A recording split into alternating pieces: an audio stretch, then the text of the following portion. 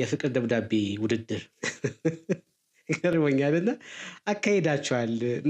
ይሄ ዘመኑን በጣም ይዋጃል። በነገራችን ላይ አሁን የፍቅር ደብዳቤ የሚባል ነገር የለም። ከዘመኑ ጋር ተያይዞ ለየት ብሏል። ግን እንደው ምን አስባችሁ ነው የዛኔ የነበረው ውድድሩ? እስኪ ስለዛ እናወራ። ወይኔ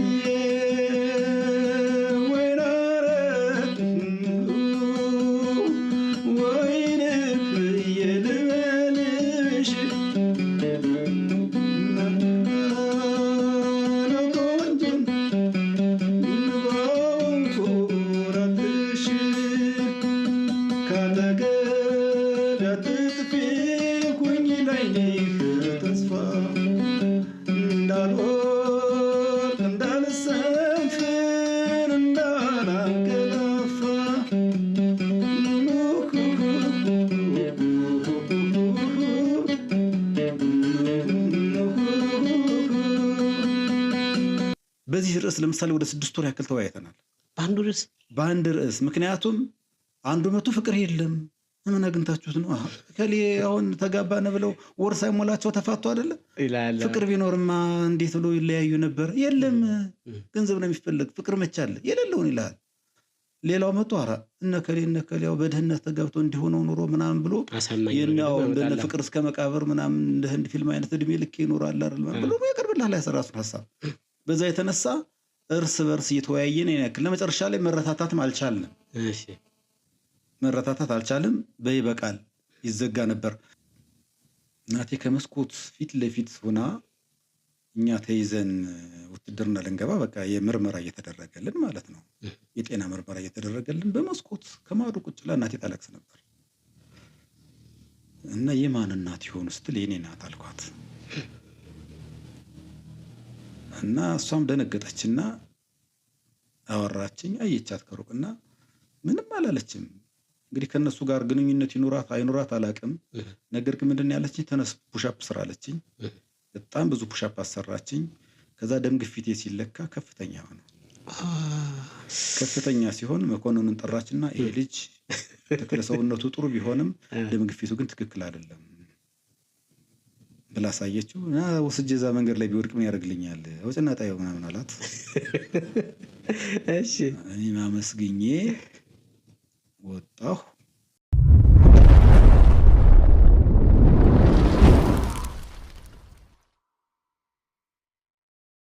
ሰላም ጤና ይስጥልን የተወደዳችሁ እንግዶቻችን፣ ዛሬም ሳምንቱን ጠብቀን አዲስ እንግዳ ይዘን መጥተናል። በከተማችን የኪነ ጥበብ እንቅስቃሴ ውስጥ በመጽሐፍ ድርሰቱም በስነ ጽሁፍ ምሽቶች ፕሮግራሞች እንዲሁም ደግሞ መጽሐፍም አለው የራሱ የነፍስ ፀሐይ የሚል መጽሐፍ። ከዛ በተረፈ ደግሞ ሌላም ተሰጥኦዎች አሉ። እሱን እያነሳን አብረን የምንቆይ ይሆናል። በጎንደር ከተማ ውስጥ የቲያትር የስነ ጽሁፍ ውድድሮችን በመሳተፍ ራሱን የቻለ ከተማችን ላይ አንድ ታሪክ ያለው እንግዳ ነው ይዤላችሁ የመጣው። አንተ በለኝ ወደኛል በፈቃደኝነት አቶ እንግዳው መወሻ ነው ደራሲ ልበለው? አቶ ይበቃል። እሺ ዛሬ እንግዲህ እንግዳው እንኳን ደህና መጣ። አሪፍ ጊዜ እንደሚኖረን ተስፋ አደርጋለሁ። ከተማችን ላይ አንተ ደግሞ እጅህ ያለበት ብዙ የስራ እንቅስቃሴዎች አሉ። እነሱን እያነሳን ታሪካችንን እያየን ጥሩ ጊዜ ይኖረናል። እንኳን ደህና መጣ። እንኳን ደህና ቆየኸኝ። በጣም አሪፍ። እንደ መግቢያ አሁን በጎንደር ዩኒቨርሲቲ ውስጥ ነው የምትሰራው። በምን የስራ ዘርፍ ነው የምታገለግለው? እስኪ ምን ይመስላል የስራ እንቅስቃሴ? እሷን ቀንጨብ አድርገናት እንለፍ እስኪ። እኔ አሁን እየሰራሁት ያለሁት በጎንደር ዩኒቨርሲቲ ህዝብና ዓለም አቀፍ ግንኙነት የህትመት ሚዲያ ላይ ነው እየሰራ ያለሁት። ያው እንደምታውቀው የህትመት ሚዲያ ሁለት አይነት ዘርፍ ነው፣ የኤሌክትሮኒክስ ሚዲያ እና የፕሪንቲንግ ሚዲያ ነው የሚባለው። እኔ የፕሪንቲንግ ሚዲያው ላይ ነው እየሰራ ያለሁት። በቃ ይሄንን ይዘህ ነው ማለት ነው ከተማው ላይ ሽፍት ብለህልም ብለህ ጠፍተህ የቀረው? አዎ ዩኒቨርሲቲው ትልቅ ነው በጣም የሚገባው ብዙ ነገር ስላለ እሱ ላይ ትኩረት ማድረግ ግድ ይላል። በጣም አሪፍ። ዛሬ በሰፊው እናወራለን። በዚህ የመጀመሪያው መጽሐፍህ ላይ እናወራለን። ብቸኛ ያደረግከው የመጀመሪያ ልጅህን ወይ ልጆች ሌላ እህት ወንድሞች የሉት ለምን ቆሞ እንደቀረብ እናነሳለን እናየዋለን። አንድ ወቅት ምን ተፈጠረ መሰለ? ከተማው ላይ የሆነ የግጥም ወረቀት ወድቆ ተገኘ እና በሪውን ነበር ያገኘውና አየውና ስም የለውም ምን የለውም ግን አየውና ነበበውና ይሄማ አለ የእንግዳው መወሻ ነው፣ ይሄ ግጥም የእንግዳው መወሻ ነው ብሎ አምጥቶ ለአንተ ሰጠህ። እውነትም ግን ያንተ ግጥም ነበር፣ ጠፍቶ ነበረ። ያለምንም መረጃ ያንተ ግጥም እንደሆነ ታወቀ። በአጻጻፍ ስልት ራሱ ትለይ ነበር። ስለዚህ ታሪክ እስኪ እናውራ እንደ መግቢያ። እኔ በጣም ነው የሚገርመው እንዴት እንደጣልኩት የት እንደወደቀ አላውቅም። ግጥሙ ደግሞ በጣም ቆንጆ ግጥም ነው የነበረው። ስለ ጎንደር የተገጠመ ግጥም ነው። ዕፀ መሰውሩን ከውስጥሽ የጣለ በቀልትሽን ቀጥፎ ስርሽን ያስታጎለ፣ ዕፀ መሰውሩን ከውስጥሽ የጣለ በቀልትሽን ቀጥፎ ስርሽን ያስታጎለ፣ ማን ነበር ሀገሬ በየትኛው ዘመን የተወ መርገሙን የሚል እንደዛ የሚል ግጥም ነው። እና ለምንድን ነው ጎንደር የማታድገው? ለምንድን ነው የታሪክ ባለቤት የቅርስ ባለቤት ሁሉን ያላት ነገር ግን ለምንድን ነው እድገቷ ወደኋላ የተጎተተው? እና በዛ ምክንያት የተጻፈ ግጥም ነው የነበረ። እና ያን ግጥም እንዴት እንደጣልኩት እንዴት እንደወደቀ አላውቅም። ግጥሙን ራሱ እና ብሬ አግኝቶ አመጣ፣ ብሬውን አሰፋ አግኝቶ አመጣ ሰጠኝ። እንዲህ ከየት አገኘው? ደግሞ ግጥሙን አይደለም ከዚህ በፊት ግጥሙን ያውቀ ነበር? አያውቀውም ግጥሙን እሱ። እሺ። እና እንዴት እንዳገኘው እንዴት እንትን እንዳለው አላወኩኝም። ግን ለኔም ግራ የገባኝ ያን ግጥም መስጠትም አልፈልግም ለሰው። ኢቭን ከመጽሐፌ ላይ እንኳን አላስገባሁትም ግጥሙን። እዚህ ከነፍስ ፀሐይ ላይም አላስገባው። ጠንካራ ግጥም ነው። እሺ። አንዳንዴ ጠንከር ያሉ ነገሮች ሁሉንም አቅጣጫ የሚነኩ ከሆነ ሁሉም እኔን የተነካው ብሎ ነው የሚያብደው። ግን እውነት ነው። እና ዕፀ መሰውሩን ከውስጥሽ የጣለ በቀልትሽን ነጥፎ ስርሽን ያስታጎለ፣ ማን ነበር ሀገሬ በየትኛው ዘመን የተወ መርገሙን የሚል ወርቅ ግጥም ነበር። ችን ግጥም ነው የጠፋችው። ይሄ ግጥም ነበር የወደቀ። አንስቶ አምጥቶ ሰጠኝ። ኮፒው ነበረኝ እጄ ላይ። በጣም ነው የደነገጥኩት እንዴት እንዳገኘው ራሱ።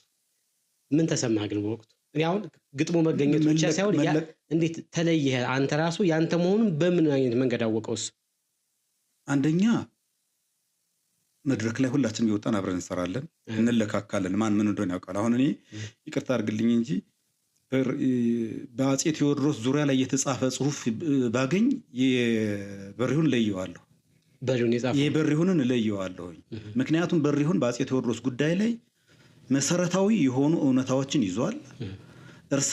የእርሳቸው ውስጥ ምን እንደሚመስል ከዘመኑ ጋር አጋምዶ የራሱ የሆነ ሐሳብ ያለው። አፄ ቴዎድሮስ ተጽፈዋል፣ አፄ ቴዎድሮስ በአግባቡ ተገልጸዋል ብሎ አያስብም እሱ። ገና ነው። እና በሱ ውስጥ ያለውን ነገር አውቀዋለሁ።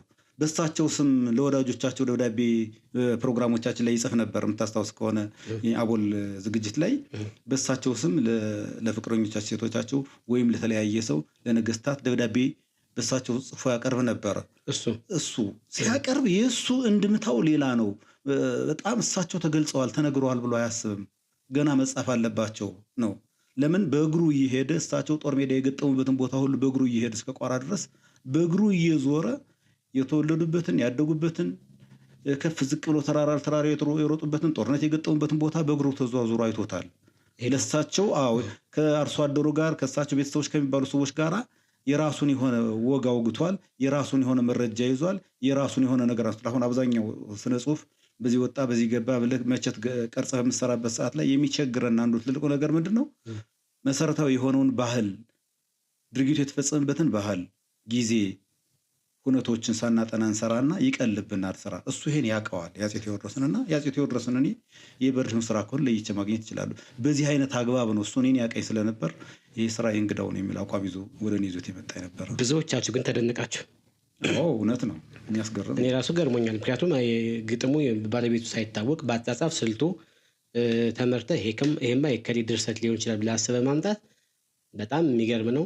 ያ ብቻም ሳይሆን እንግዲህ አንተ ራሱ የራስህ የሆነ የአጻጻፍ ስልትህን በእነሱ ውስጥ እንኳን ማስቀመጥ ችለሃል በዘመኑ። ይሄ በጣም ደስ የሚል ነገር ነው። በከተማችን በእናንተ ዘመን የተለያዩ ብዙ እንቅስቃሴዎችን ተደርጓል። ብዙ ጊዜ ደስ የሚሉ ላይፎችን አሳልፋቸዋል። እና ሀገራችን ጎንደር ለመጀመሪያ ጊዜ የቁንጅና ውድድር የተካሄደባትም ከተማ ናት አይደለ ብለን እንይዛለን። ከዛ በተረፈ ደግሞ በጣም የእናንተ ያሳቀኛል። ምናልባት ወይ ታሪኩ ከአንተም ጋር ሊያዝ ይችላል። እስኪ ስለዛ እናንሳና የፍቅር ደብዳቤ ውድድር ይገርመኛልና አካሄዳችኋል። ይሄ ዘመኑን በጣም ይዋጃል። በነገራችን ላይ አሁን የፍቅር ደብዳቤ የሚባል ነገር የለም።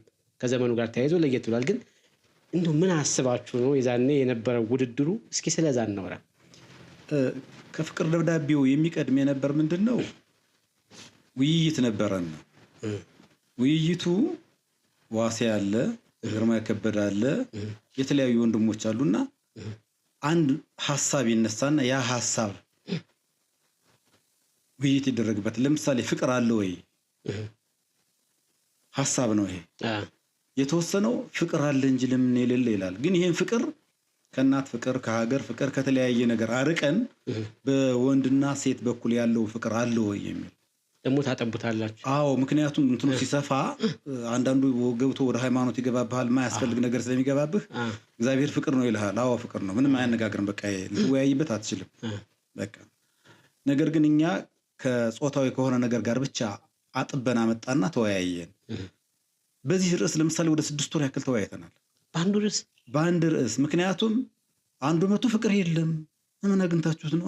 ከሌ አሁን ተጋባነ ብለው ወር ሳይሞላቸው ተፋቱ አይደለ? ፍቅር ቢኖርማ እንዴት ብሎ ይለያዩ ነበር? የለም ገንዘብ ነው የሚፈልግ፣ ፍቅር መቻለ የሌለውን ይላል። ሌላው መቶ አራ እነከሌ ያው በድህነት ተጋብቶ እንዲሆነው ኑሮ ምናምን ብሎ የኛው እንደ ፍቅር እስከ መቃብር ምናምን እንደ ህንድ ፊልም አይነት እድሜ ልክ ይኖራል አይደል ብሎ ያቀርብልሃል ያሰራሱን ሐሳብ። በዛ የተነሳ እርስ በርስ እየተወያየን ያክል ለመጨረሻ ላይ መረታታትም አልቻልንም። እሺ መረታታት አልቻልም። በይበቃል ይዘጋ ነበር። ከዚህ በኋላ ለምን ሄደ ደብዳቤ አይዘጋጅም የሚል ነገር ተነስቶ የፍቅር ደብዳቤው መጣ። የፍቅር ደብዳቤው ሲመጣ ህጎች ወጣውለት ምን ነበር በስርዓት በዛ ውስጥ ለምሳሌ ያክል የጥላቻ ነገር አይገባበትም ነበር የፍቅር ደብዳቤ ስለሆነ። የፍቅር ደብዳቤው ደግሞ ገጽ የተወሰነለት ነበረ እና ለከተማው ነው የተሰጠውና ተጻፈ። ብዙ ነው የተጻፈውና እጅግ አስገራሚ አስደማሚ ጽሁፍ በፍጹም ይኖራል ለማጠብቀው። ቅድም እንደዛ ነው የነገርኩ። ጎንደር ትልቅ ነው በጣም በውስጡ በርካታ ሰዎች አሉበት። እድል ጊዜና ሁኔታዎች ስለማይመቻቹ ብቻ እንዲህ አይነት ነገሮች በፈለከው ጊዜ አታገኘውም እንጂ ያኔ ተአምር ነው የተሰራ። ያው እንዲህ አይነት ነገር ፕሮጀክት ቀርጸህለት ጥቅሙንም ጉዳቱንም መዝነህ ላሰራው ትችላለህና አትቀጥልበትም። ምክንያቱም ያኔ ከሚያመጥ ሽልማት ለመሸለም ስፖንሰር ምናምን ፈልገህ ነው የምትሸልመው። እንግዲህ ሽልማት ለመሸለም ምናምን ለማድረግ ገንዘብ ያስፈልግ ነበር። እንዲህ አይነት ነገሮችና ጥረት ተደርጓል። ውጤትም ጥሩ ነበር። አካባቢያችን እንድንለይ አድርጎናል። ከዛ በተረፈ ደግሞ የስነ ጽሁፍ ግሩፕ እንዲኖር አድርጓል። የስነ ጽሁፍ ግሩፕ ነበር። ምን ያህል ተወዳዳሪ መጣ? እንዴ ብዙ ነው፣ በጣም ብዙ በኬሻ ሁሉ ይወስዳል። ብዙ ነው፣ በጣም ብዙ ነው። ራሱ አንብበህ እንኳን የተሻለውን አጥርተህ ለማውጣት እንኳን ሰፊ ጊዜ ነው የወሰደው እና ያን በቃ እንደ አንድ ፒላር ነው እንደ አንድ በቃ የተተከለ መልካም ነገር ቢሰራ በዚህ አይነት ነገር ብዙ ሊወጣ ይችላል። አሁንም ቢሰራበት ያን ራሱ ብዙ መጽሐፍ መውጣት ይችላል። አሁንም ቢሰራበት እና ጥሩ ጽሁፎች ተለይተው ለህትመት እንዲበቁ ብታደርጋቸው ይወጣል። ጥሩ ስራዎች የምታስታውሰው ግን አለ እንደው ደህና ገለጻ የነበራቸው ደስ የሚገራርሙ ዋሴና እሱ ላይ የተሳተፉት ማን መሰለህ? ዋሴና ነግርማይ ናቸው በይበልጡ ነው የተገረመ። እኔ የስነ ጽሁፍ ግሩፕ ነበረን። ስነ ጽሁፍ ግሩፕ ላይ ነው እንደ ኮሚቴ ማገለግል የነበረው። ሌላ ፓርትም ስለነበረ ማለት ነው። በክብ ወደ 10-15 ሰዎች ሆነን የውስጥ ውድድር ነበረን። ያ የውስጥ ውድድር ምንድን እነዚህ ጸሐፊ ልጆች ወይ ባጭር ልብ ወለድ ወይ በግጥም የምንወዳደረው አንድ ዘውግ ነው። አሁን አጭር ልብ ወለድ ከሆነ አጭር ልብ ወለድ ከ6 ገጽ ያልበለጠ ጻፍና ተወዳደር ትባላለህ። በዚህ ምንም የምትታገዝ ምንም የሚቆምብህ ወይም የምትከለከለው ምንም ነገር የለህም። ስራ አለ። ለዛ ኮሚቴ ነበርኩኝ፣ ገምጋሚ ማለት ነው። ትገመግማለህ። ስንገማገም እንደዚህ ከሌን ይከፋዋል ከሌን እንዲህ ይለዋል የሚባል ሳይንስ አይሰራም እኛ ውስጥ። እንደዛ የሚባል ታሪክ የለም። በደንብ ነው የሚገመገመው። ስትገመገም በአግባቡ ይነገርሃል። ጉዳዩ የሐሳብ እንጂ የግለሰብ አይደለም ግምገማው። እንዲያ ስለነበረ እግዚአብሔር ይመስገን ጥሩ ወንድሞች ጋር አብረን ወጥተናል።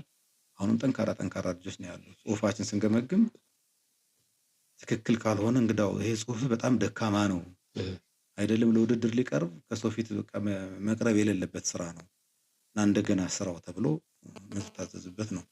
ይሄን ደግሞ ለምደነዋል። ባህል ቱሪዝም ስንወዳደር በኋላ የምታነሳው ከሆነ እናነሳለን። ስለ ጋዜጦቹ በየከተማው እየሄዳችሁ የተወዳደራችሁባቸው ብዙ ታሪኮች አሉ። እነሱ እናነሳለን። እስኪ እንደው ቅደም ተከትለን ለመሄድ ውልደትና እድገትን እስኪ እንምጣ። እንግዳው የተወለደ የታደገ ምን አይነት ቤተሰብ ውስጥ ነው ያደገው? እንዴት ነበር አስተዳደጉ የሚለውን እንይ እስኪ። መልካም። እኔ የተወለድኩት ያው ጎንደር ከተማ ውስጥ ነው። ጻድቁ ዮሐንስ ጀርባ ነው የተወለድኩት። ከዛ በኋላ እድገቴ ደግሞ የሆነው አጣጣሚ ሚካኤል ነው። ምናልባት እንግዲህ 200 300 ሜትር ርቀት ካልሆነ በስተቀር አንድ አካባቢ ላይ ነው ተወልጄ ያደግኩት። እዚሁ ነው የተወለድኩበት አካባቢ ይሄን ነው የሚመስለው። አባቴ አቶ መወሻ ኃይሉ ይባላሉ። እሳቸው በነበረው ጊዜ በአጼው ጊዜ ምክትል ገዥ ነበሩ፣ ሰውዬ ነበሩ። የምን የወረዳ ምክትል ገዥ ነበሩ። ወደ ጭልጋ አካባቢ አዳኛ ሀገር ምናምን በልጡ ቦታዎች ላይ ይሰሩ ነበረ። ጭልጋም ላይ እንደዚህ ይሰሩ ነበረ። ጀግና ናቸው። ማወቅ እንግዲህ ማወቅ ደግ ነው። መወሻ ኃይሉ ማለት ይሄ ነው። አይነ መነጽር ለመንጃው ጥሩ ገዳይ በጓንዴ መወሻ ኃይሉ ይባሉ ነበር። ጀግና ናቸው። በጣሊያን ጊዜ በጀግንነት የተዋጉ ሰው ናቸው። ጎበዝ ሰው ነበሩ መወሻ ኃይሉ። ስለሳቸው በደንብ ደፋር ናቸው፣ ጀግና ናቸው፣ ጎበዝ ሰው ናቸው። የእሳቸው የጀግንነት ከጣሊያን ጋር በነበረው ውጊያ ላይም የእሳቸው ወራሽ እኔ ነኝ። እንደ ማንኛውም የጎንደር ሰው በጣሊያን ጊዜ ውጊያ አይደለም። አቶ ዘመነ ይባላል። እኔ አራተኛ ወንድ ነኝ ከቤተሰባችን። ትልቃችን አቶ ዘመነ መወሻ ነው። አሸናፊ መወሻ፣ ታደሰ መወሻ የሚባሉ ወንድሞች አሉ። ከነሱ ቀጥሎ አሸናፊ በህይወት የለም። ከነሱ ቀጥሎ ያለሁት እኔ ነኝ አራተኛው። ከኔ በታች ደግሞ 2 እህቶች ነበሩ። አንደኛው በህይወት የለችም አሁን። አንደኛው አለች አሜሪካ። አባታችን ጠንካራ ሰው ነው፣ ጥሩ ሰው ነው። ግን አገር ለማስተዳደር እንደባከነ ነው ጊዜውን ያሳለፈው። ከቤተሰብ ጋር የነበረው ግንኙነት ጠባብ ነው። ያው ቤተሰብ ወንድሞቼ አብረው እየተከተሉ ነው ሲኖሩ የነበሩት። እንደ ድል ሆኖ እኛ ጋር አልደረሰም።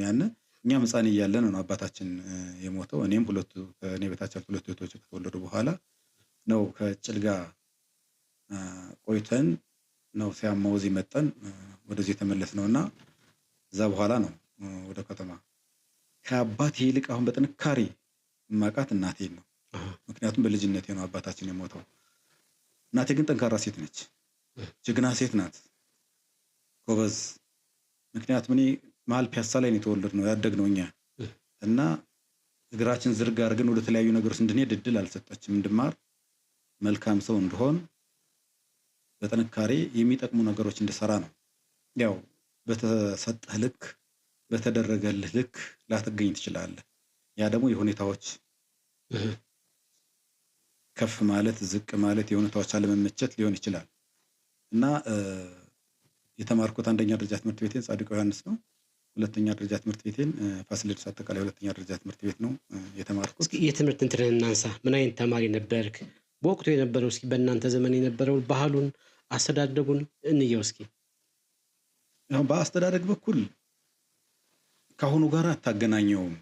እኛ እኮ ያሳደገን እኮ የሰፈሩ ሰው ነው፣ ጎረቤት እንዴ።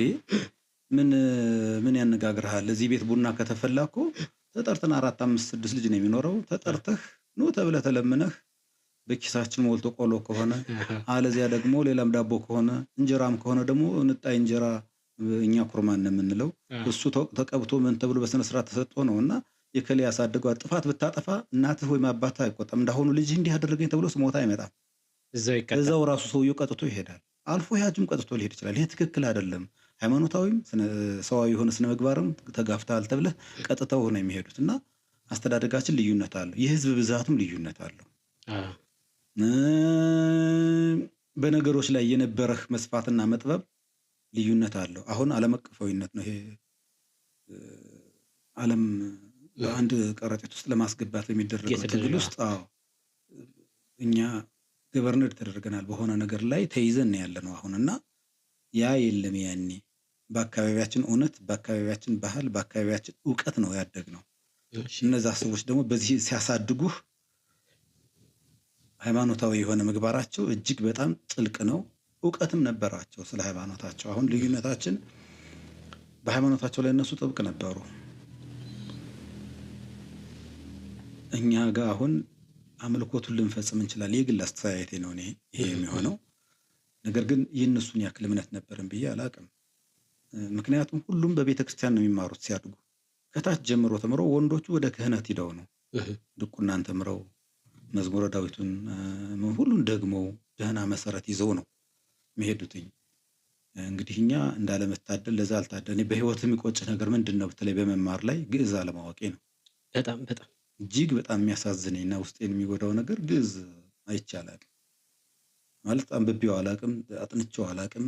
እሱም ባቅ ብዙ ነገር የተሻሉ ነገሮችን ላውቅ እችል ነበር፣ ልረዳ እችል ነበር ብዬ አስባለሁ። እና ይሄ አንዱ ነገር ነው።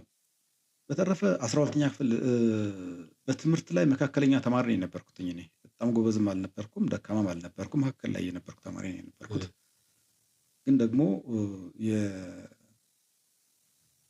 ሁኔታዎች ተለውጠዋል። ያን የኔ አባት በነበረበት እሱ እንደፈለገ የነበረበት የአፄ ኃይለ ሥላሴው ጊዜ አልፎ ወደ ደርግ ስርዓት ስለገባ ነው ወደው ነው። እኔ 8 ዓመት 7 ዓመት ልጅ እያለሁ ነው ወደዚህ የገባ ነው፣ ወደ ደርግ የመጣ ነው። እና ባይዘው አሁን 57 ዓመቴ ነው።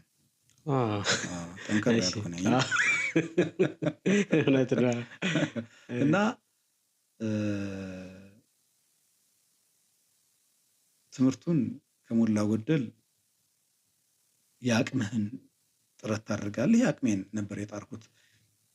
ነገር ግን በመጀመሪያው ፈተናችን ላይ የ12ኛ ክፍል ውጤት አልመጣልኝም ነበርና ብዙም አልተገረምኩም። ቀጥዬ እንደማመጣው አውቅ ነበረ። ያም ሆኖ ግን ከመሀል ላይ ብሔራዊ ውትድርና የሚባል መጣና እሺ ሩጫ ሲመጣ ገባ። ይሄ እንዲህ ዋዛ ሰው አግኝተሃል እና እንደ ቀነኒሳ በእኔ ኃይል አይደለም የቀረሁት። እንደ እውነት ከሆነ የቀረሁት በእናቴ ኃይል ነው የነበረ። እሺ በወቅቱ ባለስልጣን የነበሩ ሰው ከኔ ቤተሰብ ጋር በጣም ቅርበት የነበራቸው በአባቴ ስር ሆነው ብዙ መልካም ነገር ያሳለፉ ሰው ናቸው። አባቴ በኃላፊነት በነበረበት ወቅት ላይ እሳቸው ከሱ ስር ሆነው ሰራተኛ ሆነው የነበሩ ሰው ነበሩና ህይወት ደግሞ እንደዚህ ትገለበጣለች እና እሳቸው ደግሞ ትልቅ ሆነው እኔ ልጅየው ደግሞ ያው በስታቸው እግር ስራ ባልደረባ ባልሆንም እሳቸው በሚመሯት ሀገር አካባቢ ነበርኩኝና እናቴ እሳቸውን ለምና ነው ያስቀረች እንጂ ተይዤ ነበር።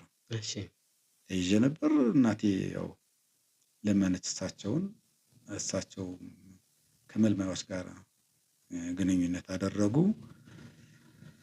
አላቃት የት እንዳለች በጊዜው። እናቴ ከመስኮት ፊት ለፊት ሆና እኛ ተይዘን ውትድርና ልንገባ በቃ የምርመራ እየተደረገልን ማለት ነው፣ የጤና ምርመራ እየተደረገልን በመስኮት ከማዶ ቁጭ ብላ እናቴ ታለቅስ ነበር። እና የማን እናት ይሆን ስትል የኔ ናት አልኳት። እና እሷም ደነገጠችና አወራችኝ። አየቻት ከሩቅና ምንም አላለችም። እንግዲህ ከነሱ ጋር ግንኙነት ይኖራት አይኖራት አላቅም። ነገር ግን ምንድን ያለችኝ ተነስ ፑሻፕ ስራ አለችኝ። በጣም ብዙ ፑሻፕ አሰራችኝ። ከዛ ደም ግፊቴ ሲለካ ከፍተኛ ሆነ። ከፍተኛ ሲሆን መኮንኑን ጠራችና ይሄ ልጅ ተክለ ሰውነቱ ጥሩ ቢሆንም ደም ግፊቱ ግን ትክክል አይደለም ብላ ሳየችው። እና ወስጄ እዛ መንገድ ላይ ቢወድቅ ምን ያደርግልኛል ወጭና ጣየው ምናምን አላት። እሺ እኔ ማመስግኜ ወጣሁ። በዛ አይነት ሁኔታ ወጥቻለሁ። እናቴ ናት ያወጣችኝ። ነገር ግን አንዳንድ ሰዎች ቀኑ አልፏል፣ ውለታ የሰሩልን ብዙ ሰዎች አሉ። እኛ እኮ መንገድ ላይ አግኝቶን እኮ ልትያዙ ነው ከሌ ልትያዙና አምልጦ ብሎን እኮ አምልጠን ነበር እኮ። እሺ ግን እናቴን ሲያስሩብኝ ነው እኔ እጄን የሰጠሁት እንጂ መጀመሪያው ላይ አምልጫለሁኝ። ብርሌ የሚባል የቀበሌ 3 ጥበቃና አስተዳደር የሚሰራ ልጅ ነበረ። መንገድ ላይ አግኝቶ እባክህን ሊያስሯችሁና ብሔራዊ ሊወስዷችሁ ነው ተጠንቀቅ ብሎ ነገረኝ። ያን ጊዜ ማምለጥ ቻልኩ። ነገር ግን ችግር የሆነው ምንድነው እናቴን ወሰዱብኝ። እናቴን ሲያስሯት ግን አይሆንም፣ እናቴ የበለጠ ምንም ነገር የለም። የሄድኩ እጄን ሰጠኋቸው። ቅድም የነገርኩት ታሪክ የተሰራ ከዛ በኋላ ነው። በዛ መልኩ ወጣን። ለዛ መውጫ እንዲመቸን ግን ምን አድርገን ነበረ? ቲቲአይ ተመዝግቤ ነበር። ይሄ መምህራን ማሰልጠኛ ኮሌጅ ተመዝግቤ ነበር፣ እንደ ማምለጫ እንዲሆነን ማለት ነው። እዛ ተማሪ ከሆናችሁ አትሄዱም? ካለፍክ ያኔ እኮ እንደዚህ አገር ይጠቅማል በዛም በኩል ቢሰለፍ ተብሎ ይታሰብብህ ነበር። ብሔራዊ ውትድርናውን ብቻ ሳይሆን አገር ይጠቅማል ያስተምርም አገር ይጠቅማል ተብሎ ይታሰባል። እና እዛም ሲታይ፣ የተሻለ ውጤት አግኝቼ ማለፌ ተረጋግጧልኝ። አይ በቃ ተባለ። እኔም ሳላስበው ከብሔራዊ ውትድርና አመልጣለሁ ብዬ መምህር ሆንኩ ማለት ነው። ያቺ መልካም ያደረገችል ሴት አግኝታችኋት ታውቃላችሁ? ከዛ በኋላ ምን አይነት ግንኙነት አላችሁ? አላውቅም። ምክንያቱም እሷ ወታደራዊ መኮንን ነች። በእንትን ውስጥ በወታደራዊ መኮንን ውስጥ ያለች የጦሩ ሐኪም ናት። እና እሷ ማግኘት አልቻልክም? ከየትም ላገኛት አልችልም። ያን ጊዜ ደግሞ ከዛች ከታሰርኩባት ስወጣ መጥፋት ነው እንጂ የኔ ዋና ዓላማ ሰው እግዚአብሔር ይስጥልኝ ልምልበት ከጊዜው ካለፈ በኋላ እንጂ ደግሞ አይቻት አላውቅም። በጣም በሚያሳዝን ሁኔታ እኔም ሁሌም ዝም ብዬ በውስጤ ነው የማመሰግናት። እግዚአብሔርን ለምንላታለሁ። መልካም ሰው ናትና መልካሙን ያደርግላት እያልኩ ከዛ ውጭ ላገኛት አልቻልኩኝም። እሺ፣ ይሄ እንግዲህ እሱ ነው። ልክ ያን ካደረግን በኋላ ወደ መምህራን ማሰልጠኛ ገብቻ 1 ዓመት ተምሬ ተመረኩ። ከተመረኩ በኋላ ሁመራን የተመደብኩት። ተመልካቾቻችን ቆንጆና ደስ የሚል ጨዋታ እያወጋን ነበረ። በመካከል ደግሞ እንግዲህ መብራት ጠፍቶ ድጋሚ ተገናኝተናል። ካቆምንበት እንቀጥላለን። አብራችሁን ቆዩ፣ የትም እንዳትሄዱ። ስለ መምህርነት እያወራን ነበር ያቆምነው። ማስታወስ እንኳን ያስታወስከው አንተ ነህ። ያው እንደተመረኩ በወገራ አውራጃ ሁመራ ወረዳ ወደ ሁመራ ማለት ነው ነበር የተመደብኩት እና ሁመራ ሄጄ 2 ዓመት ሁመራ ላይ አስተማርኩ። 2 ዓመት ካስተማርኩ በኋላ የመምህርነቱን ህይወት ግን እስኪ በደንብ እናወራ። አሁን መምህርነት ሲባል ራሱን የቻለ ትልቅ ህይወት ነው። ኃላፊነት ላይ ተቀምጠህ ብዙ ተማሪዎችን ለሀገር የሚጠቅሙ ተማሪዎች የምታፈራበት ቦታ ነውና ከዛ ጋር ስታስተምር መመቸት አለ፣ አለመመቸት አለ፣ የአካባቢው ባህል አለ፣ ወግ አለ፣ የትምህርት አሰጣጡ ሂደት አለ፣ ከተማሪዎች ጋር ያለ ግንኙነት አለ። እሱም ብናነሳው ደስ ይለኛል። የትምህርት ቤት ገባ ማስተማር ገባ፣ እንዴት ነበር ከተማሪዎች ጋር የነበረው ግንኙነት? እናስፋው እስኪ። መጀመሪያ ቀደም እንደነገርኩ ያው የ1ኛ ደረጃ ትምህርት ቤት መምህር ሆነን አባቴነህ የሚባል ትምህርት ቤት ነው ሁመራ። አባቴነህ ነው የሚባለው 1ኛ ደረጃ ትምህርት ቤት እሱ ነው። እሺ፣ መድቤ የሰራሁት እዛ። እንግዲህ ሁመራ ቋንቋው ግን እንትን አይደለም፣ ትግርኛ አልነበረም በወቅቱ? አልነበረም ነው አማርኛ። እንዴ ሁመራ እኮ የአማራ ክልል ነው፣ በወገራ ስር ነው ያለ ብዬ ነገር ነው። ስለዚህ ቋንቋቸው ተጽዕኖ አለው፣ የትግርኛ ተጽዕኖ አለው። ምክንያቱም በዛ አካባቢ ኤርትራም ጋር እንዋሰናለን፣ ከሌላውም ጋር እንዋሰናለን እና የትግርኛ ተጽዕኖ አለባቸው ማለት ቋንቋው ይቀላቅሉና ይናገራሉ። ጠረፍ ላይ ስለሆነ ሁሉም ጋር ግንኙነት አለው። መምህር ስትሆን በመጀመሪያ ነገር አንተ ከተወለድክበት ካደግክበት አካባቢ ሄደህ ሌላ ማህበረሰብ ነው የምትቀላቀለው። ያ ማህበረሰብ ደግሞ የራሱ የሆነ ባህል፣ አኗኗር፣ ስርዓት፣ ወግ፣ ልማድ አለውና ከዛ ጋር ነው የምትቀላቀለው። የምታስተምራቸውም የዛን ነው። ነገር ግን እኛ ጋር አሁን ብዙም ለየት ያለ ነገር የለም። ተመሳሳይ ቋንቋ የምትናገር ሰው ነህ፣ ብትሄድ ብዙ የሚያስቸግር ነገር የለምና ከተማ ነው።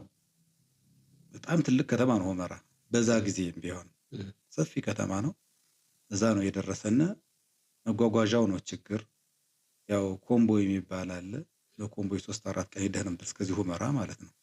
ዛሬ በግማሽ ቀን የምትገባበትን ያኔ 3-4 ቀን ተጉዘህ ኮምቦይ የሚባል አለ። በዛ ይሄድክ ነበር የምትደርሰው። እኔ እንደ ድል ሆኖ ሲሄድም በሄሊኮፕተር ነው የሄድኩት፣ መጣም በሄሊኮፕተር ነበር የመጣሁት። አጋጣሚ ተፈጥሮ ነው የነበረውና ስታስተምር ከተለያዩ ቤተሰብ የመጡ ልጆችን ነው የምታስተምረው። ከሀብታምም ከድሃውም ከመካከለኛ ኗኗር ስርዓት ውስጥ ያለውንም ሁሉንም የምታስተምረውና ማስተማር መልካም ነው። ተማሪዎች ንጹሖች ናቸው። አንተ ነህ የምትሞላ፣ መልካሙን የምታሳይ አንተ ነህ፣ ነገን የምታሳይ አንተ ነህ። ከአንተ ነው የሚጠበቀው። ቤተሰብ ማምኖ ሰጥቶሃል፣ ከአንተ ነው የሚጠበቀው። አንተ ማድረግ የሚገባን መስራት የሚገባን ትሰራለህ። ልጆችማ እንግዲህ እኔ አንድ ህፃን ልጅ ያለኝን ላስታውስህ። ጋሽ ነገ አልመጣም አለኝ። መሆነንም አትመጣ ስለው ሊያመኝ አለኝ። እንዴት ለምን ያመሃል ብዬ ገርሞኝ፣ ትልቅ እህቱ ስለነበረች ጠርቼ ምንድነው ነገ ሊያመኝ ነው አልመጣም ያላልኩት? ኧረ ውሸቱ ነው፣ ነገ ጊዮርጊስ ስላለ ነው ማለት። እና እነዚህ ልጆች ጋር ነው የምትኖረው፣ እነዚህ ልጆች ጋር ነው የምትኖረው። በቃ እነሱ አሁን በምን ምክንያት ይቀር መቅረት ስላልቻለ ምክንያት ፈለገና ሊያመኝ ነው አለ። እና እንደዚህ አይነት ንጹህ ልጆች ናቸው አብረሃቸው የምትኖረው። ይሄ ለአንድ ዓመት ያክል ነው። ሁለተኛው ዓመት ላይ ነው በዋት አካባቢውን ሲይዝ እኛ ወደዚህ ወደ ጎንደር መጥተን ጎንደር ዙሪያ አካባቢ ደግሞ ወይን አረብ የሚባል ትምህርት ቤት አለ ከማክሰኝት ትንሽ ራቅ የሚል እዛ ትምህርት ቤት ነው በርካታ እድሜን ያሳለፍኩት። 13 ዓመት እዛ ትምህርት ቤት አስተምሬያለሁ። 13 ዓመት እና መምህር ስትሆን በተለይ አርሶ አደሩን የማያውቅ ጸሐፊ እውነት ለመጻፍ ይቸገራል። አርሶ አደሩን በጣም ማወቅ አለብህ። እውነት ነው። እምነት ምን እንደሆነ የምታውቀው ከነሱ ጋር ነው። የካልኩሌሽን ኑሮ አይደለም የሚኖሩት፣ የእምነት ኑሮ ነው የሚኖሩት። አሁን እንዲያውም በጣም በብዙ መልኩ ስልጣኔውም እየገፋ ወደ እነሱ እየሄደ ስለሆነ ብዙ መልኩ ሀብትም ለማግኘት ሲሉ ልዩነት ታያለህ። አሁን ያኔ እኔ በነበርኩበት ዘመን ላይ እንዴ በጣም እኮ ደግ ነው እኮ አርሶ አደር። ቤት ውስጥ ሄድ እኮ አንድ ማድጋ ጠላ አቅርቦልህ ዶሮም ሆነ ፍየል ያለውን አርዶልህ አቅርቦልህ ብሉ እንጂ እንደው መቼም ለጨዋታ ለአማርኛ ነው እንጂ እንደው ድፍረት ነው ነው እናንተን ያክል ሰው መጥቶ እንዳሁን ይሄን ይዞ መቅረብ ድፍረት ነው ብሉ እንጂ ይላል። አንድ ማድጋ ፍሩንዱስ አቅርቦልህ ፍየል አርዶልህ ድፍረት ነው እንደው እናንተን ያክል ሰው እንደው እና መቼስ ምን ይሆናል በሮጆች ተጫወቱ ይልሃል። እና ያ ህዝብ ነው። ያ ህዝብ ብቻ አይደለም አፈሩንም ታውቀዋለህ፣ ሰውንም ታውቀዋለህ። በደንብ አድርገህ ትረዳቸዋለህ። ከነሱ ጋር ስትሆን አብረህ ጭንቁን ትካፈላለህ። ከነሱ ጋር ስትሆን አብረህ መከራውን ትካፈላለህ። ከነሱ ጋር ስትሆን የለቅሶ ዜማቸውን ታውቀዋለህ፣ የዘፈን ስታይላቸውን ታውቀዋለህ። ሁሉንም እኔ አጋጣሚ ሄድኩበት አካባቢ ላይ ዓለም አጫዋቾች የሚባሉ አዝማሪዎች ማለት ነው ወይም ደግሞ ሊቆመ ኳስ ተብለው የሚጠሩት እነሱ የነበሩበት አካባቢ ነው። ሙስሊሞችም ነበሩ፣ ወረህመኑ ይባላሉ፣ እነሱም ነበሩ። ሌላውም ደግሞ አለ ደግሞ እና የተቀላቀለ ሰው የተለያየ የስራ መደብ ያለው ገበሬው ምኑ ሆኖ ለምሳሌ ቤተ እስራኤሎች ሸክላ ስራ ይሰራሉ፣ ቅርጻ ቅርጽ ስራ ይሰራሉ። እነሱ ነዛ እናያለን። ወደ እስልምና እምነት ተከታይ የነበሩት ደግሞ ሸማቃ ይሰራሉ፣ ጥሩ ነገሮች ይሰራሉ። ዶሮ እርባታ ምናምን በደንብ ይሰሩ ነበርና እነሱን ታያለህ። እዚህኛው ደግሞ ገበሬውንም ታውቀዋለና ሁሉንም እንድትለምድ እንድታየው አድርጎሃል። ሁሉም መልካሞች ነበሩ፣ ሁሉም ደጎች ነው የነበሩት። እኔ እኮ እዛ ሄደን እኮ በአንድ ብር 10 እንቁላል የምንገዛበት ነው የነበረውና አርብ ቀን ያመጡልናል፣ እንገዛለን፣ ይቀመጣል። ከጋይንት ከደብረ ታቦር ምናምን በግ ደግሞ ወደዚህ ሊሸጥ ሲመጣ በእኛ በኩ አልፎ መሄደውና መንገዱ በዝቶባቸው የሚያነክሱ በጎች ይኖራሉ። እነሱም በ7 ብር በ10 ብር ለምን እንገዛቸዋለን። እንገዛና እዛው ገበሬው ላይ ነው ያለ፣ እዛው እንዲቀመጥ ታደርገዋለህ። የሆነ ሾናቸው ላይ የሚያወጡላቸው ነገር አለ፣ ኖርማል ይሆናሉ። እና ወይ ታረዋለህ እዛ ያ ታስቀምጠዋል፣ ችግር የለውም። ምን አርሶ አደረ ስለሆነ በፈለከው ሰዓት ትበለዋለህ፣ እንደፈለክ ትጠቀማለህ። ለራታ እንዲ ብግል ምስላለብኝ ነው ሊነስ ፈጥራ አልቆም የሚቀረጸው። እሺ ይቅርታ። እና እንደዛ ስለነበር ያንኑና ከአርሶ አደሩ የምታውቀው እውነት አለ። በእምነት ነው የሚኖረው። በእጁ ጨብጦ ዘር ይበትናል፣ እጁ ላይ ያለውን ይበትናል። እና ገና ዝናብ ዘንቦ አርሜ ምን ብዬ እህል አገኛለሁ ብሎ በእምነት ነው የሚዘራ። ዝናብ ስለመምጣቱ የሚያውቀው ነገር የለም። ግን የጥንተ ተፈጥሯችን ይሄ ከትናንት የመጣው አብረን ከቤተሰባችን እየወረስን የመጣው ነገር ዝናብ መቼ ሊመጣ ይችላል፣ እንዴት ሊመጣ ይችላል ምናምን ብለህ ያውቁታል። ዘሩ ዝናቡ ሲቆምበት ምንድን ነው የሚሉት ነው።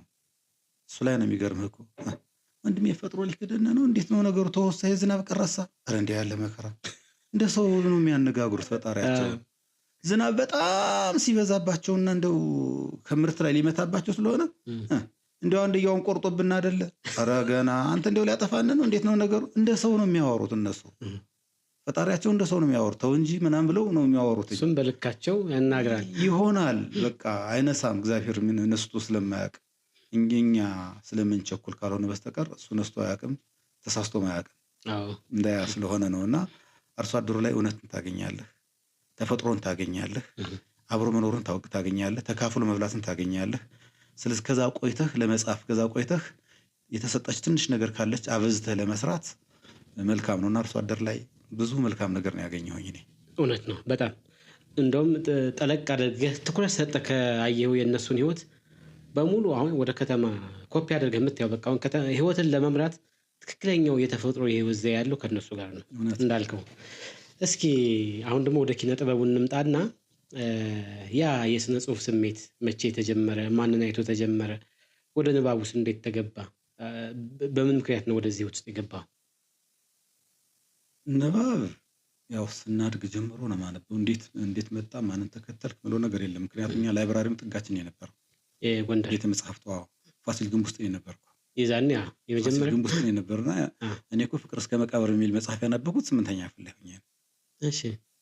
እና በጣም የተለያዩ መጽሐፍቶችን እንገብ ሌላ መሄጃም የለንም እንወጣለን። መግቢያው የነበረ በአሁን አደባባይ የተሰራ የለም ይሄ በመሃል ፒያሳ በታቿ በኩል ነው መንገባ የነበረ። አሁን መውጫ የሆነው አለ አይደል? ከሱ በጎን በኩል ነበረች መውጫና በሷ ነው የምትገባ የምትወጣ የነበረ።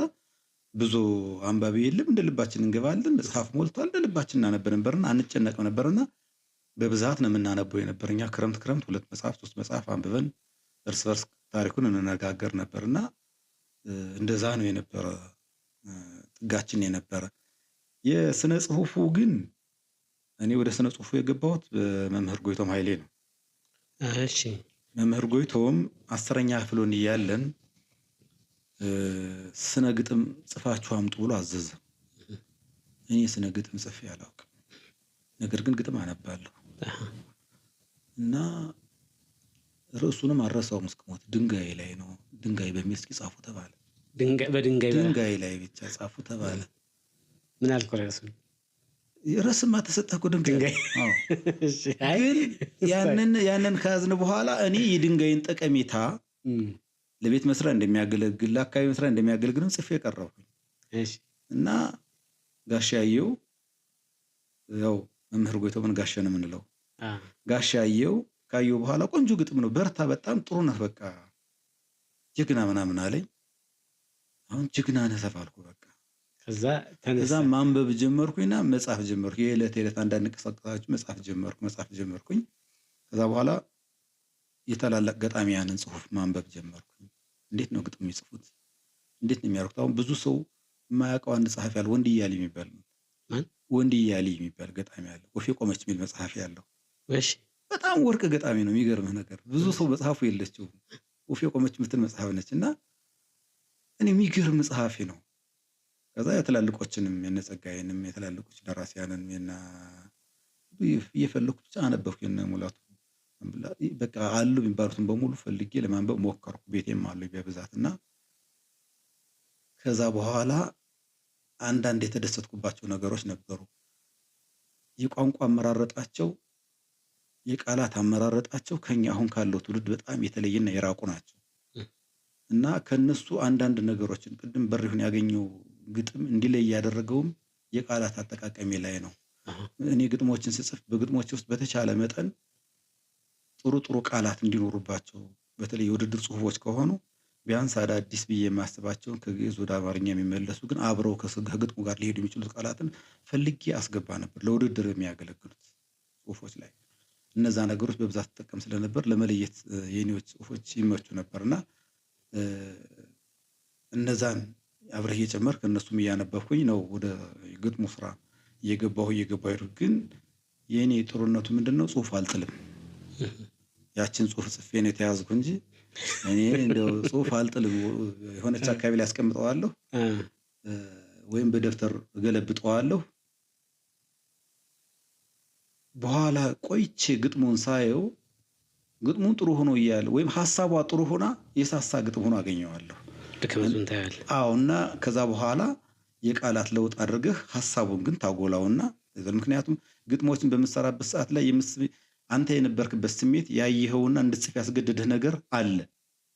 የቃላት አጠቃቀም፣ የቋንቋ አጠቃቀምህ፣ ያገላለጽህ ምናምኖች እነሱም በኋላ ሊስተካከሉ ይችላል በኋላ ስታየው ማለት። ምክንያቱም ግጥም እንደወረደ አንዴ ሐሳብክን ነው የምታሰፍረው። የሐሳብ ቆይተህ ስትመዝነው ደግሞ ሊጎድልም ሊጨምር ይችላል። በዛ አይነት መልኩ ነውና ከሰው ከሌ ነው ግጥም ማንበብ ያስተማረኝ አይደለም ምልህ። ግጥምን ግን ያስጀመረን መምህር ጎይቶም ነው። እሺ። 10ኛ ክፍል የሆነው በሱ ነው የጀመርኩ ማለት ነው። በጣም አሪፍ። ከዛ በኋላ የተለያዩ የስነ ጽሁፍ ምሽቶችን ታዘጋጃላችሁ፣ ግጥሞቻችሁን ታነባላችሁ፣ እንዲሁም ደግሞ የቲያትር ቡድንም መስርታችሁ ስትንቀሳቀሱ ነበር። እናንተ የመሰረታችሁት የቲያትር ቡድን ማን ይባላል? ስለዛ የቲያትር ቡድን እንቅስቃሴ እስኪ እናንሳ ደግሞ። የኛ የቲያትር ቡድን ዞብል ነው የሚባለው። ያን ጊዜ እንደምታውቀው እነ ቀይ ኮከብ ምናምን ብዙ ነው፣ 4 ነው። ዝባድ አለ፣ ዝባድ፣ ዞብል አለ፣ ዞብል፣ ዝባድ፣ ሰሜን ኮከብ 4 ነው። በጣም ከባድ። ሼክስፒር ደግሞ አለ። ሼክስፒር ደግሞ ወደ ኋላ ይመጣ አይለኛ ነበሩ እና ከባድ ነበር እና የኛ ፋሲል ግንብ ውስጥ ነው የተመሰረተው ዞብል። ፋሲል ግንብ ውስጥ ከንባቡ ጋር ተያይዞ አይን መስርተው እንትን ባህል ቱሪዝም ስለነበረ መስርተን ተቋቁመን ጽሁፉን መውሰድ እንፈልግ ነበር። ቲያትሩን ምናምን መውሰድ እነ ዳንኤል የሚባሉ በጣም አሪፍ ልጆች ነበሩ ባህል ቱሪዝም ላይ እና እናቶ ፋሲል የባህል ፋሲል አየሁ ማለት ነው። እናቶ ፋሲል አየሁ የባህል ቱሪዝም ኃላፊ ነበር እና ጥሩ ስራ ይሰራ ነበር። ግጥማችን እንትን እኮ ቲያትር ጽፈን እኮ 4-5 ጊዜ ይመለሳል ተገምግሞ ማስተካከል እየተባለ ለውድድር የገባ አስተካክሉ እንባላለን። በቃ ለሚታየው የተሻለ ጥሩ ነው ተብለ ከተመረጥክ በኋላ አስተካክለው ትባላለህ። በደንብ እንደገና ስራው ትባላለህ። 4-5 ጊዜ ተሰራውና ጥሩ ሲሆን ጥሩ ነው ትባላለህ። ዝም ብሎ የሚቀበልህ ሰው የለም። ለውድድር ዝም ብለህ የምትጥለውን ትጥላለህ። ነገር ግን ተስፋ ካለህ ስራ ጥሩ ከሆነ 3-4 ጊዜ እንድትሰራውና እንድታስተካክለው ይደረጋል። ኦልሬዲ ደረጃውን ታገኛለህ። ግን ጽሁፉ የበለጠ ጥሩ እንዲሆን እንዲሰራ ከታሰበ 3-4 ጊዜ ይሄ ጎሎታል አስተካክል የተባልክ ብዙ ጊዜ ደክመህ ለፍተህ ነው እንጂ ዝም ብለህ የሚገኝ ነገር ያን የሚያደርጉልኝ ነበር። አቶ ፋሲል ናቸው የነበሩትኝ። እነ ዳንኤልም ነበሩ። ውድድሩ መንፈሳዊ ቅናት የነበረበት ነው። የገንዘብ ጥቅም የነበረበት ዘመን አልነበረም። በኪነ ጥበቡ እኔ የተሻልኩ ነኝ፣ የኔ ስራ የተሻለ ነው ብለን የምናስብበት ስራ ነው የነበረው። ስለዚህ መንፈሳዊ ውድድራችን ጠንካራ ነበረ። በጣም በጥንካሬ ነው የምንዋጋው የነበረ፣ ለማሸነፍ ትግል የምናደርግ የነበርና ዛሬ እነ ሱራፌል ከኛ በኋላ ነው እነ ሱራፌል የመጡት። በእድሜኛ በጣም በልጣቸዋል እና እነሱ ዛሬ ያሉበትን ቦታ ስታይ ደስ ይላል። የደረሱበትን ቦታ ደስ ይላል። በእርግጥ ብዙ ሰው መውጣት ነበረበት፣ እጅግ በጣም በርካታ ሰው። ግን ያው እንዳየነው የዕለት ኑሮ እየጎተተው የዕለት ኑሮ እየሳበው ብዙ ሰው ወደ ኪነ ጥበቡ አልቀጠለበትም እንጂ ጥሩ የነበረው የስነ ጽሁፍ ውድድር ነበረው ጎንደር ከተማ ላይ። በጣም ከፍተኛ በየአመቱ ከፍተኛ ውድድር ነበር። እዛ ከፍተኛ ውድድር ነበር እንግዲህ የተወሰኑ ሰዎች በብዛት የምናሸንፈው የነበር። እኔ አሁን ዶክተር የሆነ ዶክተር አንዱዓለም ያጸደልጅ እሱ አንዱዓለም አባታ ያጸደልጅ ጀግና ነው፣ ጎበዝ ልጅ በጣም እና እዚህ እንወዳደር ነበር አብረን። እኔና እሱ ክልል ላይ የተደረገው ውድድር በሶስት ዘርፍ አሸንፍ፣ እሱም 3 ዘርፍ እኔም 3 ዘርፍ አሸንፈን ክልሉ 3 ዘርፍ በግጥም በአጭር ልብ ወለድ በቲያትር በምናምን አሸንፈን የውድድር ፎርማት እንዲቀየር አስደርገናል። አንድ ሰው አንድ ብቻ እንዲወዳደር ከዚህ በኋላ እሺ። እና ጠንካሮች ነበርና እምልህ አንዳንድ ጊዜ ለማሸነፍ የምትጽፈው ጽሁፍ ጥንቃቄን ይሻል። ቀድመህን ደግሞ ጽሁፍ ደግሞ መጨረሻ ነበር የምታስገባው አንተ። ደግሞ ማን ነገረኝ? መረጃ ይጠፋ። እንደዛው ሁሉ ካስገባ በኋላ ጠብቀህ 11ኛው ሰዓት ላይ ተወዳዳሪ የለም ሊባል ሲል 11 ሰዓት ነው ያበቃ የነበርና እኔም ማስገባው ለ11 ሩብ ጉዳይ ምናምን ነው ጽሁፍ። የመጨረሻው ቀን ለ11 ሩብ ጉዳይ ነው ጽሁፍ የማስገባው። ጠብቀህ ሄደህ ከሰዓት። ምክንያቱም ጽሁፍ የማየት እድል ነበራቸው አንዳንድ ልጆች። የተሰራ ጽሁፍ የማየት እድል እንደነበራቸው ይሰማኛል። ምን ያደርጋሉ? ኮፒ ሊያደርጉት ወይስ አውጥተው እንደገና ይጽፋሉ? እንደሚበልጣቸው ወይ እንደዛ አይነት ነገር እንደዛ የሚያደርጉ ሰዎች ነበሩ። ቡድን አስተባባሪ ነው የተቀመጡ ሰዎችና ያኔ ተነቃቅተን ነበር። እኔ ደግሞ እመጣለሁ፣ ጽሁፌን ይዤ ቆያለሁ። ልክ የመጨረሻው ቀን ሩብ ጉዳይ ምናምን ሲሆን እንግዳው የለም ተብሎ በቃ አስገባለሁ፣ አሸንፋለሁ። አንደኛ ነው የምወጣው፣ ብዙ ጊዜ አሸንፋለሁ። እንዲያውም አንዴ ምን ሆነ መሰለህ፣ በቃ እሱ እንግዳው የሚል ስም ስላገኙ ብቻ አንደኛ እየወጣ ነው እንጂ ከኛ የተሻለ ስራ እየቀረበ አይደለም የሚል ሀሳብ መጣ። ከዛ አሁን አንድ ጓደኛ ለሽዋን ግዛው የሚባል የግርማይ ወንድም እሺ የግርማይ ከበደ ወንድም ሸዋንግዛው ከበደ የለም እሺ በሸዋንግዛው ከበደ ስም አድርጌ አስገባሁት ገባ። አንዱን ጽሑፍ። እሺ እኔ አንደኛ ወጣሁ፣ አሸነፍክ እንደ እኔ አንደኛ ወጣሁ፣ ያ ጽሑፍ ሁለተኛ ወጣ። እንግዳው ነው አንደኛ ወጣ። እንግዳው አንደኛ ወጣ፣ ሁለተኛ የሸዋንግዛው ወጣ። እሺ ስለዚህ ይገርም። ስራው ነው አስመሰከርክ። ስራው ነው የሚያሸንፈው የነበረ እንጂ እንግዳው የሚል ስም ስለነበር አይደለም የሚያሸንፈው የነበረው። ያም ግን በጥንካሬ ነው የምንሄድ። እኔ እድሉ አለኝ፣ ገጠር ነው የማስተምረው፣ ሀሳቦችን ይዤ እሄዳለሁ። መጽሐፍት በብዛት አሉኝ። በስነ ስርዓት ሌላ ቦታ የሚሄድበት ስለሌለኝ 4-5 ጊዜ ገለባብጬ ጽፌ ነው የማመጣው። እዚህ ያሉ ልጆች ለተለያዩ ነገሮች ክፍት ስለሆኑ ወደ አንዱ ሲሉ ቆይቶ በሚያመቻቸው ነገር ጽፎ ነው የሚያቀርቡት እና እንደዛ ነው የነበረ። የሆነ ጋዜጣ እያየው ነበረና እናንተ ያሸነፋችሁበት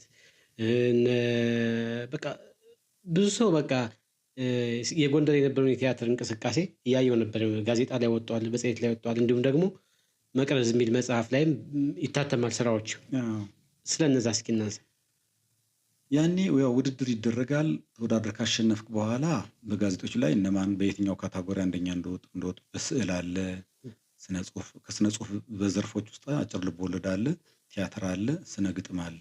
የህፃናት የአዋቂና የጎልማሶች ተብሎ የተከፋፈለ የነበረና ብዙ ዘርፍ ስለነበረው በዛ ዘርፍ በሙሉ የተወዳደሩ ሰዎች ባለቤት ኖሯቸው ያገኙት ሽልማት የሆነው ነገር ላይ ምንሸልመው እኮ ትንሽ ነገር እኮ ነው። ለምሳሌ ብዙ ጊዜ የምሸልመው የግድግዳ ሰዓት ነው።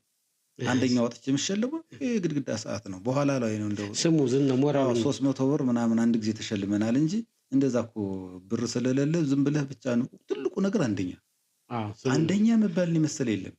በቃ አንደኛ ትባላለህ። በቃ ደረት ነፍተህ ትሄዳለህ። ምን ችግር አለ? እኔ ውብ ጸሐፊ ነኝ ብለህ ታስባለህ፣ ታስባለህ በቃ እና እንደያ ስለነበረ ነው። ያን ልክ ነው። መቅረዝ የክልል ነው፣ የክልል ጽሁፍ ነው።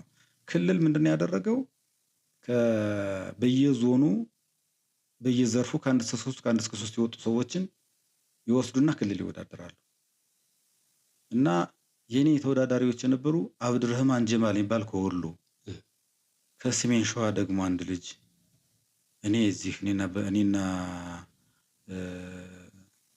ዶክተር አንዱ ዓለም ጎንደር ላይ ነው። ዶክተር አንዱ ዓለም የሰሜን ሸዋ ልጅ ነው፣ ግን ያው ጎንደርን ወክሎ ነው ምንገጥም የነበረ እና እንተዋወቃለን። ኃይለኛ ጻፊዎች ነበሩ እነሱም።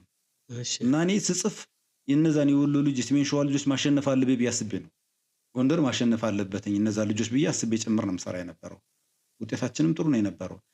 እኔ አሁን መቅረዝ ላይ ከአንዱ ከወጣበት ጽሁፍ ላይ አማራነት የሚል ጽሁፍ ነው የወጣ። አማራነት ከባድ ጽሁፍ ነች። ያኔ ሆነ ምንም ነገር ባልተፈጠረበት ሰዓት ላይ አማራ ጠንካራ ህዝብ እንደሆነ የሚገልጽ ጽሁፍ ነው። ካገኘው መቅረዝን ታገኘውና ብታየው ትችላለህ። ያንን ነው ያደረግነው። አንድ በሽልማት ላይ አንድ የሆነ ነገር ያስታውስናል እንገርህ። እሺ መምህር ጎይቶም እና እኔ ስነ ጽሁፍ ተወዳድረን ያው እንግዲህ አንዱ አንደኛ አንዱ ሁለተኛ ወጣ። መቼም ውድድር ከሆነ አንደኛና ሁለተኛ አይጠፋም። እሺ አሁን ለሽልማት ተዘጋጁ ተባለ። እሺ አልነ። ታሪካ እሺ ከዛ አንተ አንደኛ ነው የወጣህ፣ ጋሽ ጎይቶም ሁለተኛ ነው የወጣ። ስለዚህ ሽልማታችሁ ዳችሁ እንድትቀበሉ ተባለ። እኔ አላረግም። ከመምህሩ ደቀመዝ ጋሽ እኔ አንደኛ ወጥቼ የጋሽ ፊት ነው ልሸልማው አልሸለም። ድንጋይ የሚል ግጥም ሰጥቶ 10ኛ ክፍል ግጥም እንድሰራ ያደረገኝን ሰው እኔ ጋሽ ፊት ነው የምሸልም አልሸለም ይባላል። እምቢ አልኩኝ። በቃ እምቢ አልኩ፣ አልሸልምም አልኩ። ኋላ ለጋሽ ተነገረው። ጋሽ እንግዳው እኮ መምህር ጎይቶምን አንደኛ አደረኩት እንጂ እኔ አልሸለም ብሎ አለና ጥሩት አለ። ተጠራው። አንተ እኔ እኮ ያስተማርኩህ ከኔ የተሻልክ እንድትሆን ለሀገር እንድትበቃ አንተም አገርንም ከፍ እንድታረግ እንጂ እኔ ባለሁበት መድረክ ከኔ ስር እየሆንኩ ሁለተኛና ሶስተኛ ወጥ እንድትሄድ ያስተማርኩ። እኔ ዛሬ ባንተ እንዴት እንደምኮራ አንተ አይገባህም። ኩራቱ ለኔ ነው ለአንተ አይደለም። ቀጥል፣ አሁን በተሰጠ ደረጃ ተቀበል ተባልኩ። ያው ጉልበት ስሜ ሽልማት የተቀበልኩ። ከመምህሩ ደቀ መዝሙሩ ይባላል። እና በጣም ነው በቃ በህይወት የሚገርመኝ ነገር አሁንም ሳስበው። ግን እኮ ይሄ ምንን ያሳያል? አሁን እኮ ያለንን መከባበር፣ እውነት ነው። ይሄን የመሰለ የማንነት ባህላችንን አሁን እየጠፋ ታላላቆቻችን ምን ያህል ማክበር እንዳለብን ብቻም ሳይሆን እያከበርን እንዴት እንደመጣን የሚያሳይ ታሪክ ነው። እውነት ነው። የሚገርም ነው። እስኪ አሁን ደግሞ እንትን እናደርገው እስኪ በየጣልቃው አንዳንድ ነገሮችን መዝናኛዎችን እያስገባን እንሂድ። ተሰጥኦ ብዙ ነህ። ከዚህ በፊት በዜማም ጉዳይ ላይ አንዳንድ እንቅስቃሴዎች ታደርግ እንደነበር በመዝሙሩም በምኑም ሰምቻ ነበር። እሱን እንግዲህ ከአንተ አንደበት እንሰማለን። ከዛ በፊት ግን አሁን ሙዚቃ ስትጫወት ሰምቻለሁ። እዚህ ተመልካቾቼ እንደምትመለከቱት እዚህ አንድ ክራር አለ፣ እዛም አካባቢ አንድ ጊታር አለ። ስለዚህ ዜማ እንገባበዛለን ማለት ነው። ለምንም እንደመጡ በዛው እናወራለን። የመጡበትን ምክንያት አንስተን እናወራና ዜማ እንገባበዛለን። በዚህኛው እንጀምራለን። እሱ በዛኛው ደስ ይላል። አንተ ያንን አምጣው። ለምን አመጣቸው? እኔ ገረመኝ። እንዴት ነው ተምረው ነው ስልክ በጉልበት ነው አልክ ማለት ነው። ያው በቃ ፍላጎትን ማጠንከር እኮ ነው አይደለ? ያው ድምፅን ከፍ አድርግልኝ።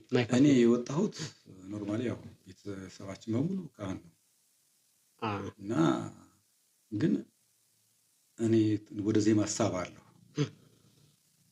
ስነ ጽሁፉ ላይ እና ዜማው ላይ የተሳብኩ ነኝ እና አዳምጣለሁ። ማዳመጥ በጣም ነው የምወደው። አሁንም ቢሆን የተለያዩ ዜማዎችን አዳምጣለሁ። የትኛው ጥሩ ነው፣ የትኛው መጥፎ ነው፣ እንዴት ነው የተሰራው፣ እንዴት ነው የሆነው፣ ያን አዳምጣለሁ። ስለዚህ መምህር ሆነህ ገጠር ስትቀመጥ ደግሞ ብቻህን ነው የምትሆነው። ያንተ ሀሳብና የሌላ ሰው ሀሳብ የተለያየ ሊሆን ይችላል። እኔ ከሰፊውን ጊዜ ክራሬ፣ ጊታሬ፣ መጽሐፌን ይዤ ነው ገጠርን ተዋጥቼ የመጣሁት። ብዙዎች ይቸገሩበታል ገጠር መኖር። እኔ አልተቸገርኩበትም። በዛ መልኩ ነው የወጣሁት እና ጊታርንም የተለማመድኩት በራሴ መንገድ ነው። ክራሩንም የተለማመድኩት በራሴ መንገድ ነው። አዳምጣለሁ። ይህንን የከፈልከውን መስዋዕት ነው በጉልበት የምትለው? ሞክረዋለሁ። በጉልበት ነው የለመድኩት። እሺ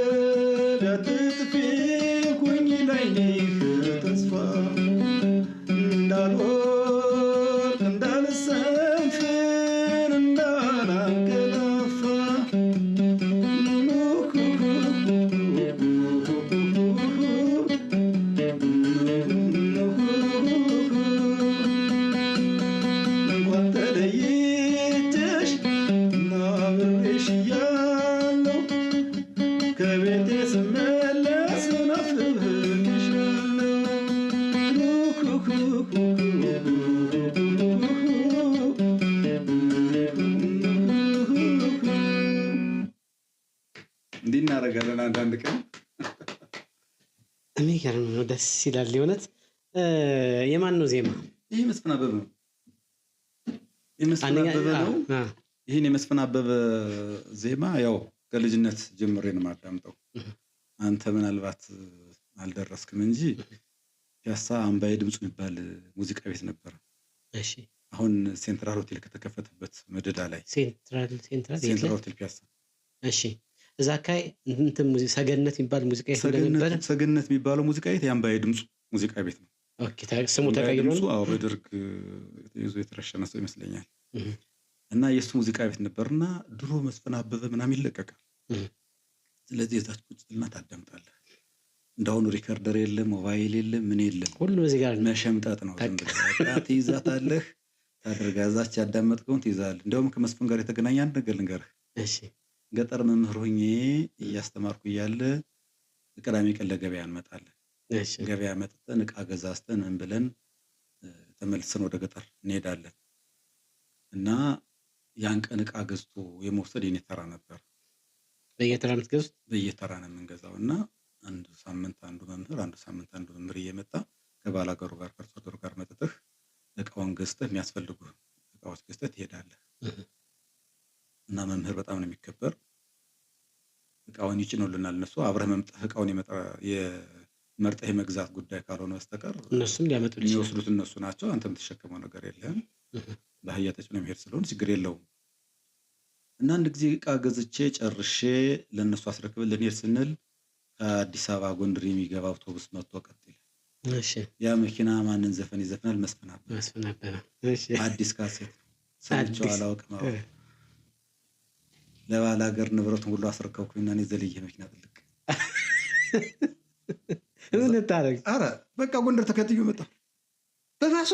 አዎ እንዴም ትቀልዳለህ? ጎንደር መጣሁ። 3 ቀን እየሸመጠጥኩኝ ያችን በድምፁ ደጃፍ ላይ መምህሩኝ ነው ልብ በል። እና በኋላ ጭራሽ እንደው ሲጠነክር ፍቅሩ 4 ጎራሽ የምትባል እንትን ነበረች፣ ቴፕ ነበረች።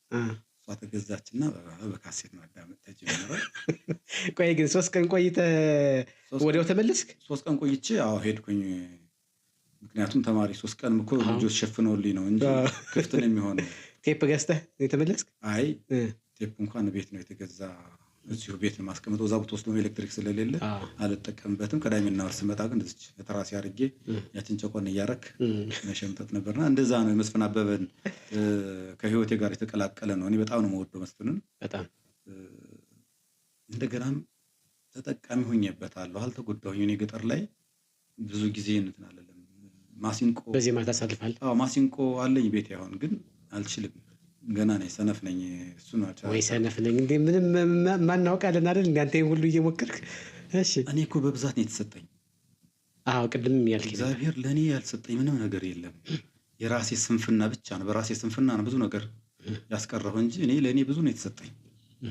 ያጎደለብኝ አንዳች ነገር የለም። ብዙ ነገር በሙላት ነው የሰጠኝ። እኔ ነኝ ሰነፍ እነዛን ነገሮች ያላወጣዋቸው። እነሱም የራሳቸው ምክንያት ይኖራቸዋል። ግን እንደዛ ነው የተሰጠኝ ነገር አልጎደለብኝም። በሄድኩበት መስመር ብሄድ ጸጋና ክብሯ የለየኝም። የሆነ ነገር ማግኘት ይችላለሁ፣ ችግር የለም። ልክ ነው። አሁን አንተ ጋር ይሄን አምጥተን ፖዳኮስቱም ኪነ ጥበብ መሽተት አለበት። ኪነ ጥበብ ነው፣ ኪነ ጥበብ መሽተት አለበት። እንዳለመታደል ሆኖ ቁም ነገርና ኪነ ጥበብ በጣም ጠንከር ያሉ ነገሮች ብቻ ውይይት ብቻ የሚካሄድባቸው መድረኮች ሰው ላይክ ሸር አድርጎልህ ምናምን አይሄድም። ምክንያቱም የሆነ ቴስት ያለው ነገር ይፈለጋል እና አጭር ነገር ስለሚፈልግ በዛ ምክንያት ነውና እስኪ አብረን እናድርግበት ከሚል ነው እኔም ማቴሪያሎችን ይዣቸው የመጣሁት። በጣም ደስ ብሎኛል። ጥሩ ዜማም ጋብዘህናል። መዝሙር ጋር ተያይዞ ግጥሞች ነው የምትሰጠው ወይስ ዜማ ነው የምትሰጠው ወይስ መዝሙር አለ ወይ? መዝሙር ሞክረህ እንደነበረም እየሰማሁ ነበርና እስኪ ስለዛ እናውራ። መቼም ሰው የሁለት ጌታ ሎሌ መሆን አይችልም። እውነት ነው።